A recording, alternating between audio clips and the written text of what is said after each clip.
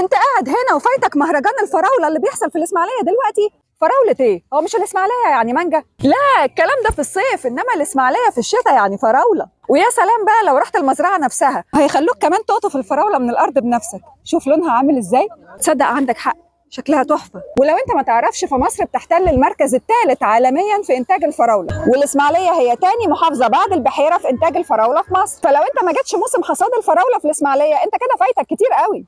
بص، شايف الحلاوه؟ شايف انت صينيه الفطير المشلتت اللي انا شايفه ده؟ خدها بالعشاء بقى. هو انت هتفضل مقضيها اكل ولا ايه؟ تعالى ما فسحك، ده الاسماعيليه في الشتاء حاجه تانية. طب استنى بقى لما اخد سبت الفراوله معايا لحسن اجوع في السكه.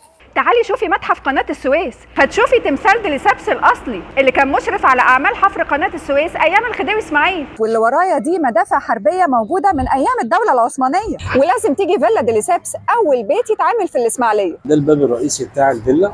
الاكر بتاعت البيبان والبيبان زي ما هي، دي العربيه بتاعته، والعربيه الحمراء بتاعت الخديوي اسماعيل. المبنى ده فيه برضو حاجه كده من تاليف ديليسيبس كان عاملها، بيحدد الدور للحاجه دي. يعني ده الدور الثاني حاطط 2، اللي فوق حاطط 3 حديدات، اللي بعده حاطط 4 حديدات. والشجره دي يعتبر اقدم شجره كانت موجوده برضو في اسماعيليه، بقى بما يعادل 160 سنه. حلو قوي. بس بقول لك ايه، هي الرحله دي ما فيهاش غدا ولا ايه؟ انت طول عمرك همك على بطنك كده، ده انت بقك ما اتقفلش من الصبح. بس عموما انا كنت عامل حسابي، ادي اكله سمك وجمبري هتنور في الضلمه من كتر الفوسفور بتاعها.